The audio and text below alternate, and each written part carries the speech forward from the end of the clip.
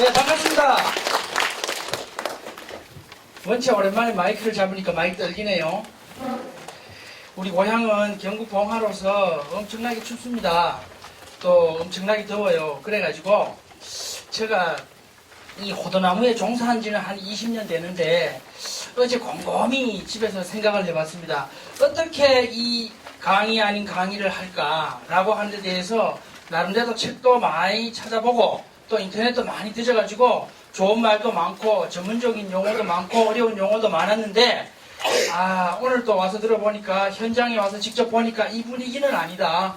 직접 피부에 와닿는 얘기 또 평소에 느끼고 생각하고 절실했던 얘기를 경험을 바탕으로 실제 생활 속에서 체험한 것을 여러분에게 전하는 것이 여러분에게 이 바쁜 때도 오신 여러분에게도 득이 될 것이고 저도 보람이 더 있겠다. 그래서 와서 완전히 저희 멘트를 완전히 바꿔버렸습니다. 멋있는 말은 다 빼고 여러분들에게 실질적인 도움이 되는 체감온도에 맞는 얘기만 오늘 하도록 하겠습니다. 그러나 제가 이런 자리가 자주 있는 것은 아니니까 마이크를 아무 때나 잡지는 않지 않습니까? 그래서 먼저 인사를 먼저 좀 드리겠습니다.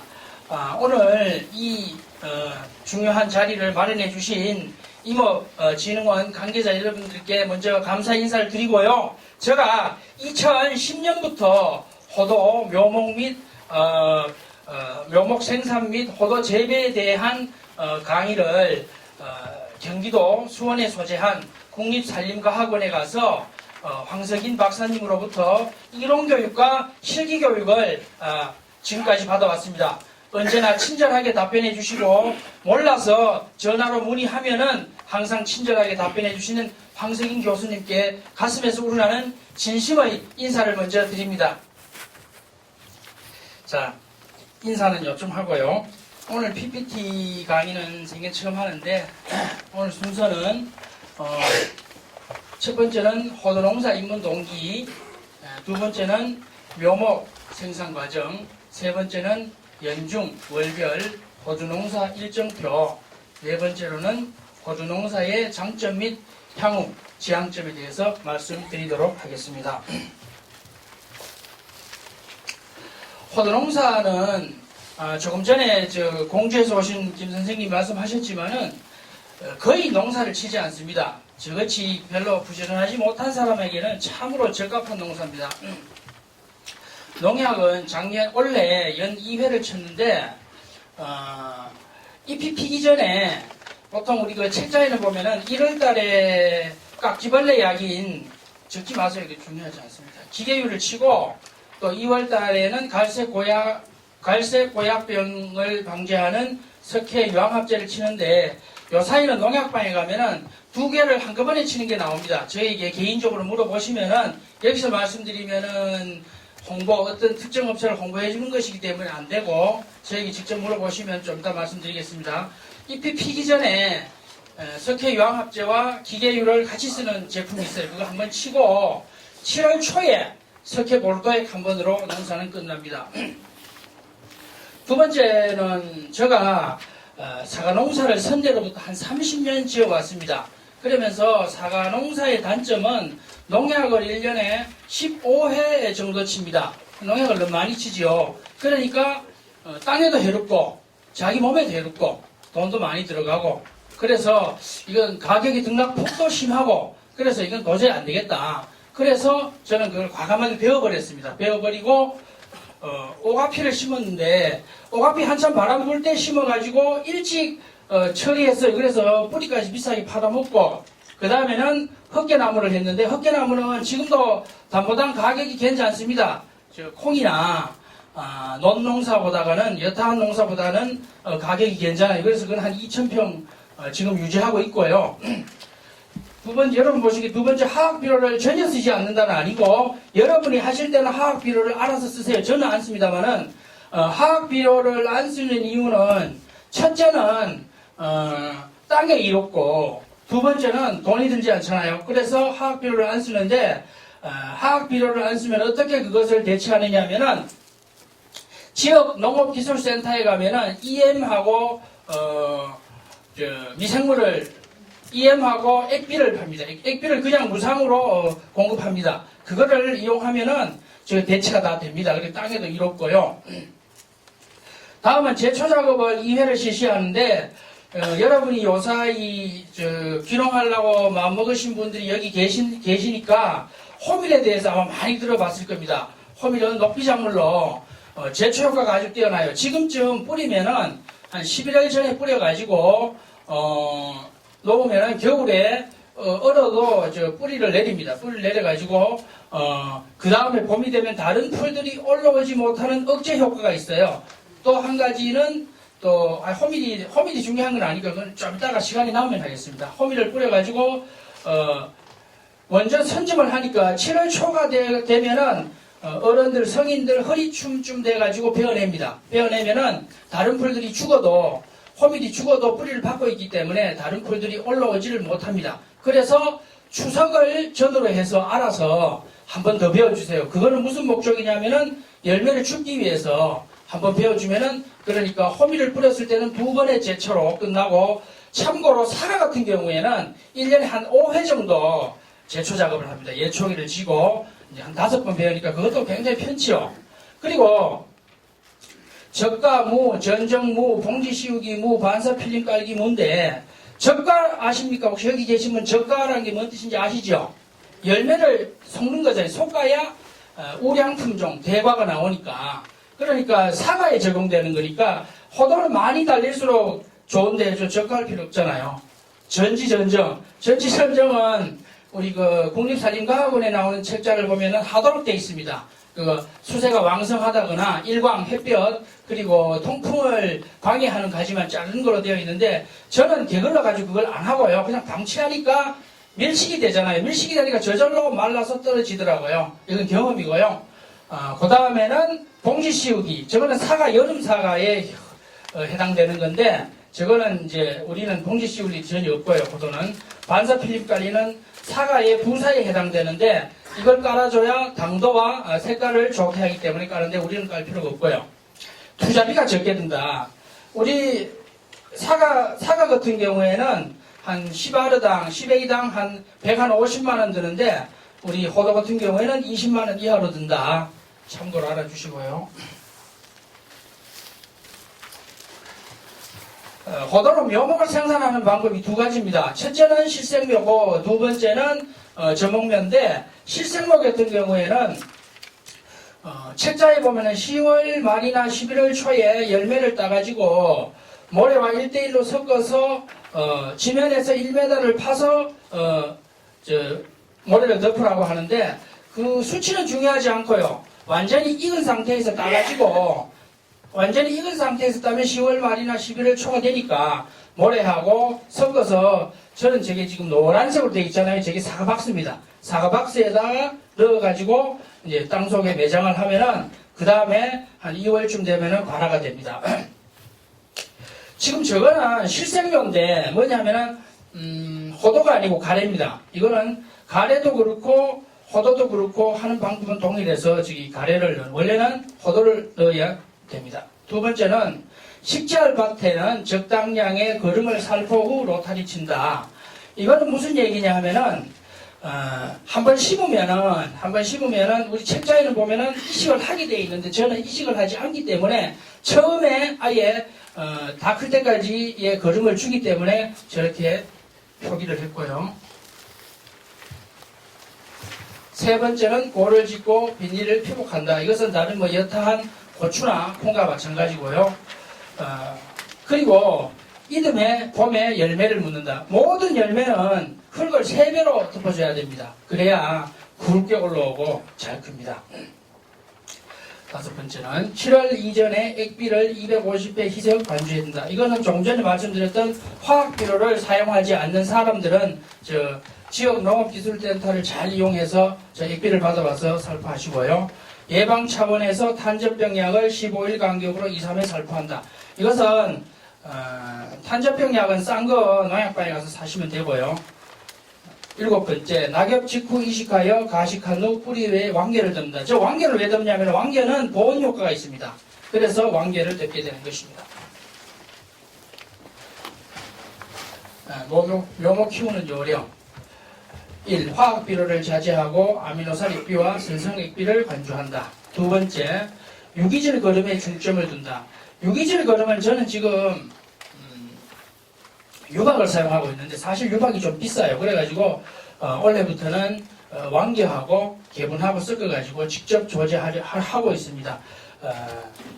그 완겨라든가 수피라든가 톱밥 같은 경우에는 이 탄질 비율이라고 하는데 탄소가 25 내지 35가 되고요. 질소가 1이 됩니다. 질소는 뭐 개분이라든가 꿀톱이라든가 혈분 이런 것이 좋아요. 세 번째, 깍지벌레의 피해를 막는다. 호도는 병충은 깍지벌레가 가장 무섭고요. 균은 제일 무서운 게 탄저병입니다. 호도는 탄저병과의 싸움이다 해도 과언이 아닙니다. 제초 방법은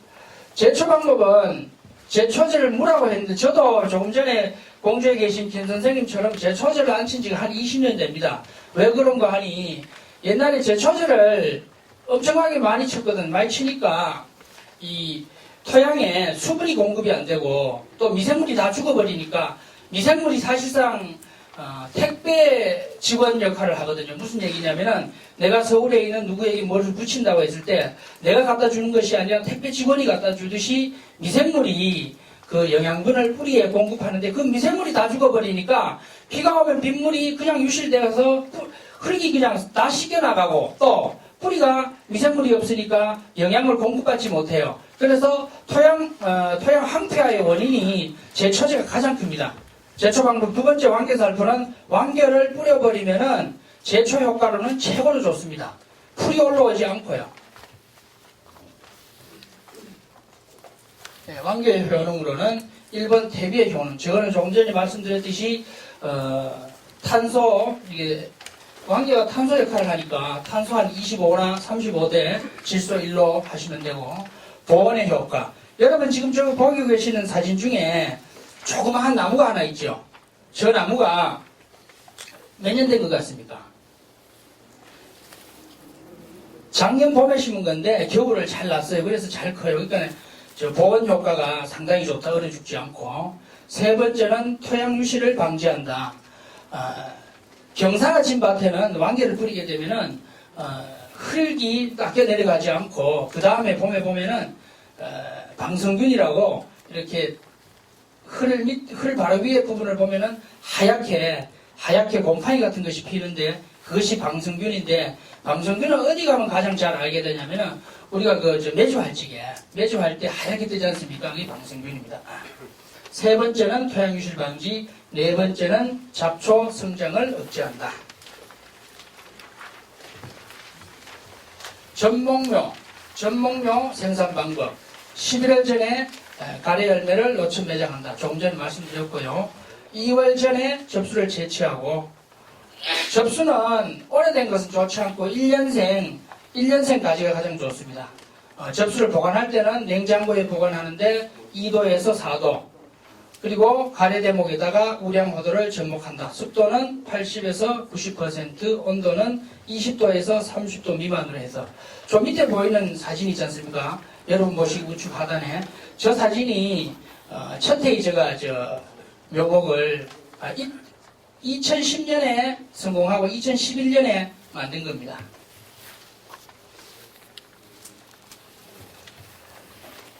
전목묘 생산 방법. 전목묘와 실생묘의 차이점. 조금 전에 말씀드렸지만 실생묘는 호도 열매를 땅에 묻어서 거기서 올라온 거고요. 전목묘는 가래 대목에다가 호도 접수를 붙인 겁니다. 간단히 보시면은 실생묘와 전목묘의 구분을 하면은 실생묘는 수명이 한 100년 된다. 전목묘는 60년 정도 되고요.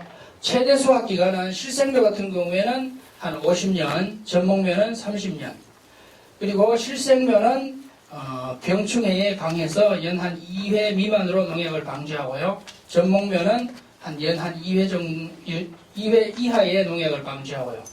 조금 전에 보셨지만은 실생묘는 수확이 좀 늦고 전목묘는 좀 빠릅니다. 그리고 여러분 보시기에 왼쪽에 있는 사진은 제가 작년에 과일 산업대전에서 1등 했는 사진이고 30년 된 우리 호도나무인데 한 나무에 한 30kg씩 답니다. 15년 된 호도나무인데 한 30kg씩 답니다.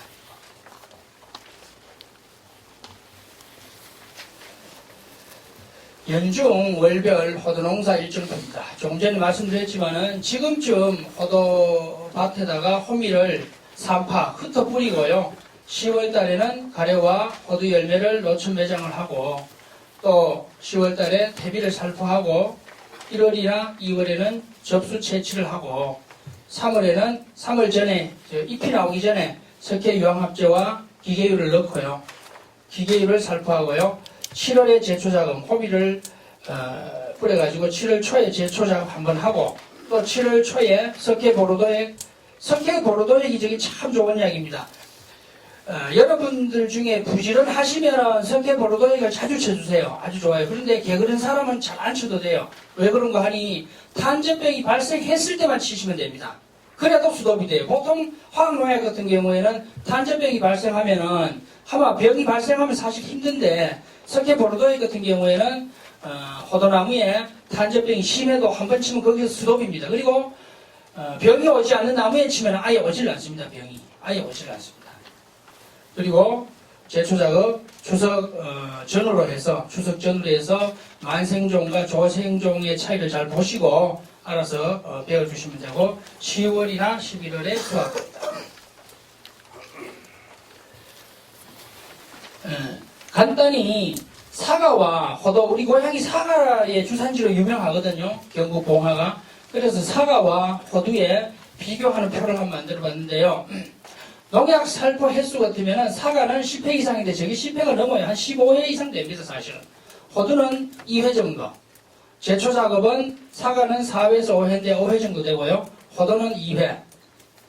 적과는 사과는 철저하게 해야 됩니다. 왜 그러냐면 간격을 넓게 해서 철저하게 해야만이 우량품종 대가종이 나오기 때문에 적과는 철저하게 하지만 호두는 많이 달릴수록 득이니까 할 필요가 없고요.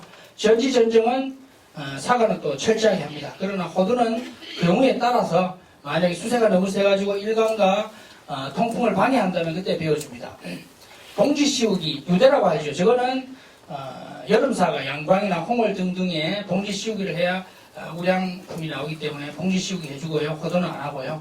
반사필립, 은박지는 후지라고 하는 저 나무 밑에 깔아주는데 저걸 깔아야 당도가 높아지고 착색이 잘 됩니다. 요사님 저걸 안 깔면은 사과를 팔아먹지를 못합니다. 그리고 우리 호두는 반사필립 할 필요가 없고 돈이 중요하잖아요. 300평에 사과는 한 150만원 정도, 150만원도 더 들어요 사실은. 호두는 한 20만원 정도. 제가 경험을 해보고 적은 도표입니다.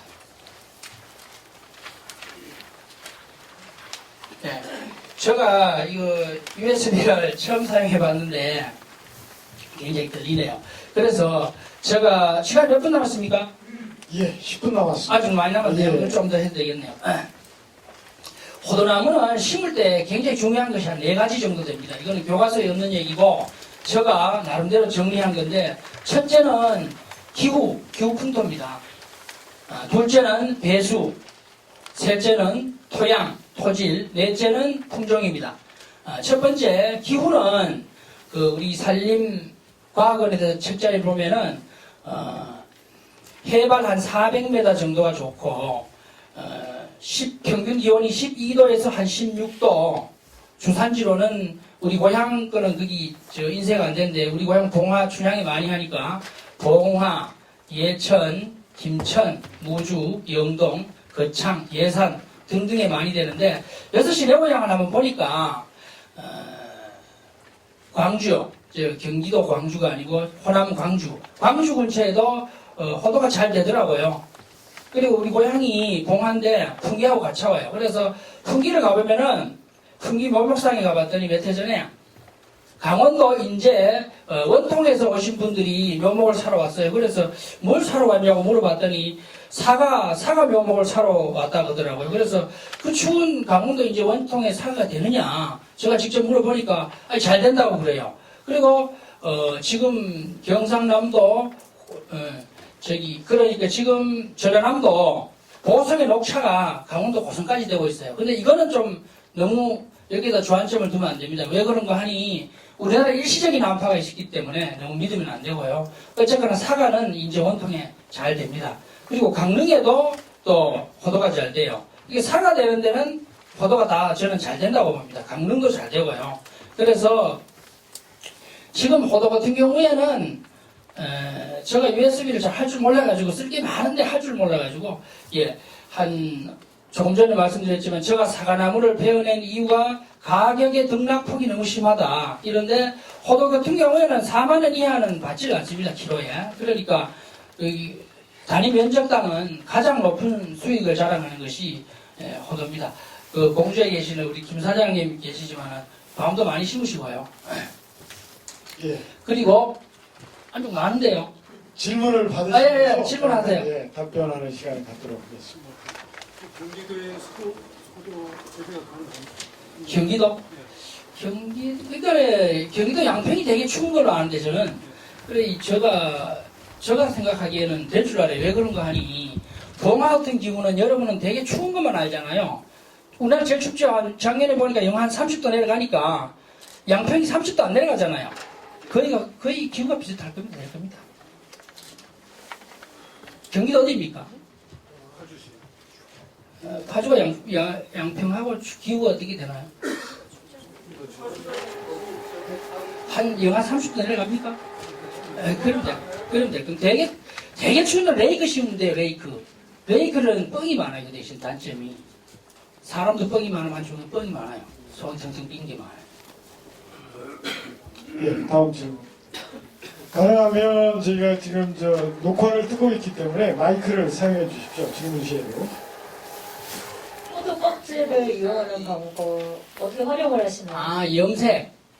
아니, 포도 껍질을 그 청피 말입니까? 예예. 청피는 염색한다고 많이 가져가는데 저는 그건 잘 모르겠습니다.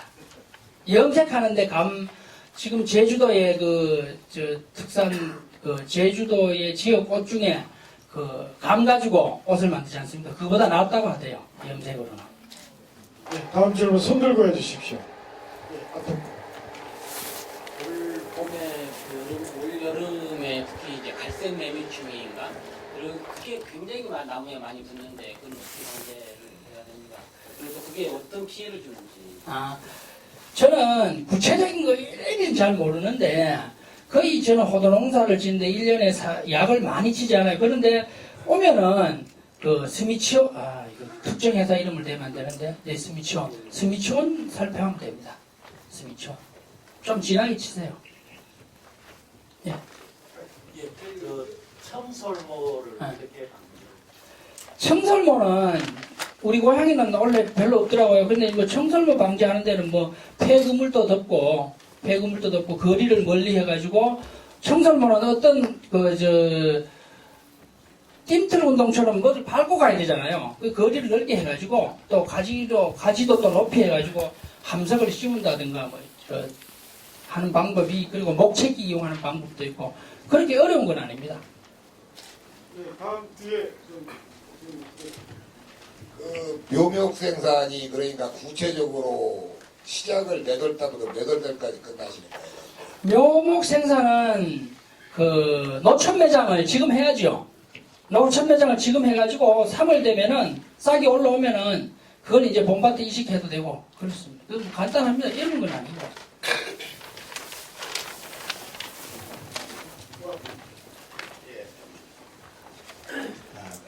대표님께서는 묘목을 갖다가 실생묘를 하십니까? 전목을 하십니까? 네, 저는 실생도 하고 전목도 합니다. 예, 제가 알기에는 실생은 모세 유전을 네. 한 84% 받는 걸 네. 알고 있고요. 예, 전묘만은 100%를 다 모세를 네. 받고 있는데 예. 대표님께서는 전목을 위주로 식재를 하십니까?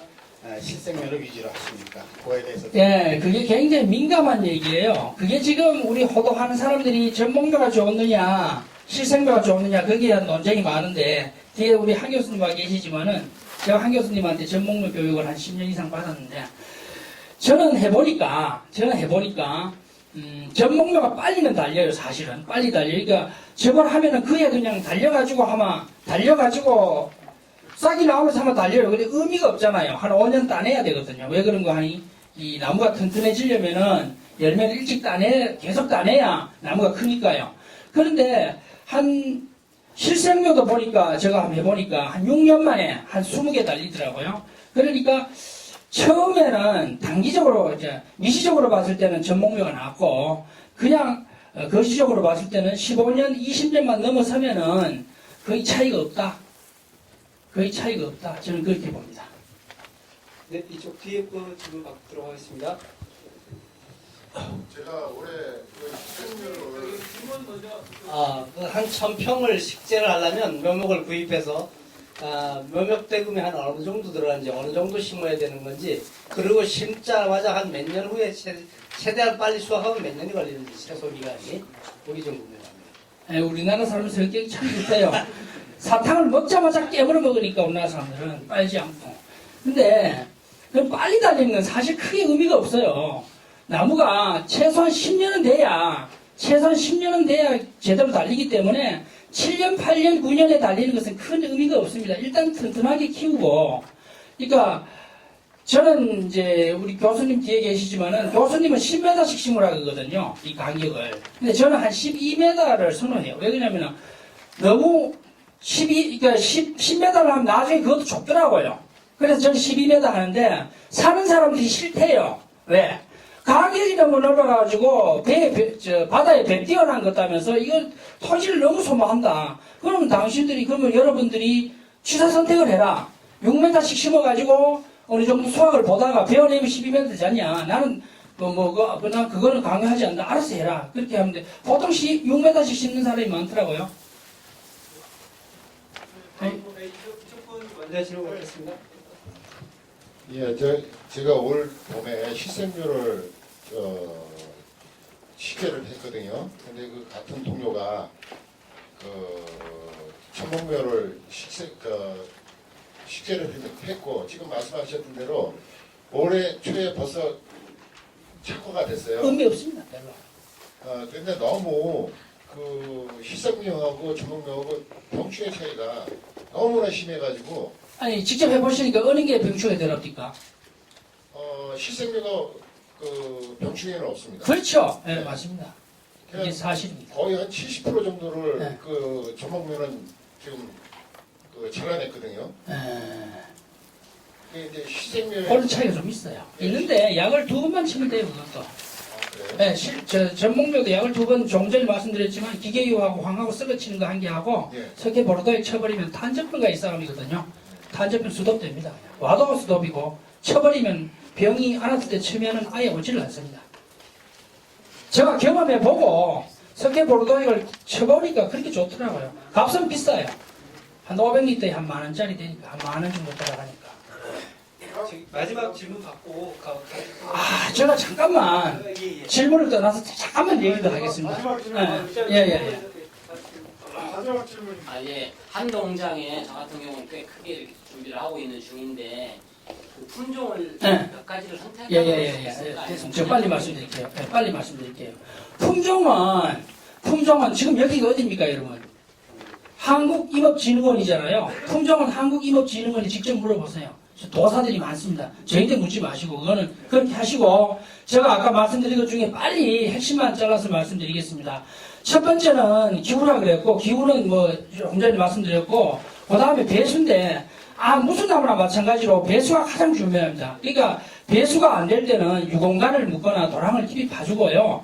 그리고 나서 토양의 문제인데 토양의 문제는 점토 붙는 성질이 강하고 찬이 센 데는 안 좋아요. 그때는 교과서에 나오지 않은 얘기인데 맨바닥에 뿌리를 놓은 상태에서 봉분을 떴듯이 덮어줘 버려요. 그리고 완전 연소한 연탄재를 수시로 뿌려주면은 수분은 잡을 수 있습니다. 이거는 교과서에 나오지 않는 얘기입니다.